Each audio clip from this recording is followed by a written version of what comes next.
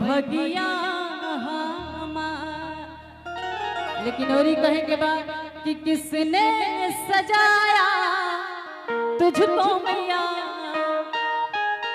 कौन भक्त माई के दरबार में जाता माई के कहता देख के कि हे माई तू कितना सुघर लगे तारा आगे सब कुछ फीका बा। कैसे कहता कि किसने सजाया तुझको मैया बड़ी प्यारी लागे बड़ी सोहनी लागे बड़ी प्यारी लागे बड़ी सोहनी लागे।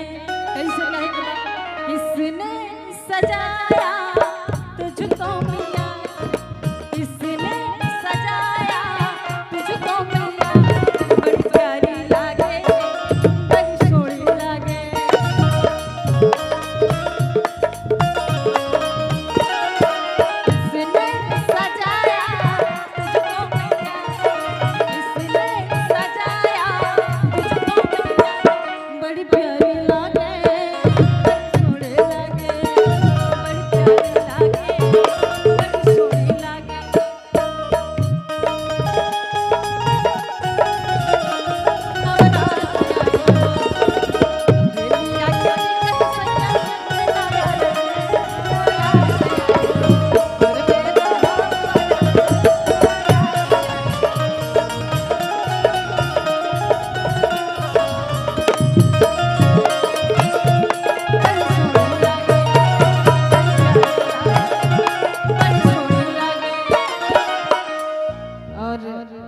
जे भी नाम बा डब्लू जी हम साहब के माई के दरबार में और बड़े भैया मनोज सिंह जी की तरफ से शुभ प्यार शुभ आशीर्वाद बहुत बहुत प्रणाम बा। साथे साथे सबके प्रणाम बा।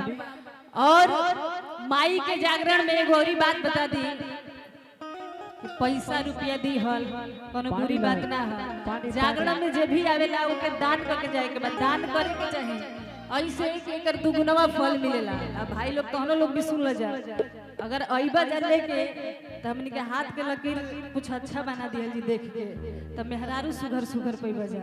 सुना था जब तक हम इस मंच पे हैं कलाकार बने जा कलाकार के आशीर्वाद दियल खाली ना होखे। सुना था डब्लू जी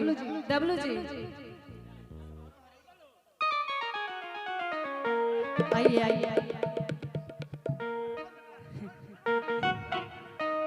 ये जब मंच पे आए तो हम सोचे कि बच्चे हैं जब इनका चेहरा देखे आग लगा दे बंदा आग लगा दे।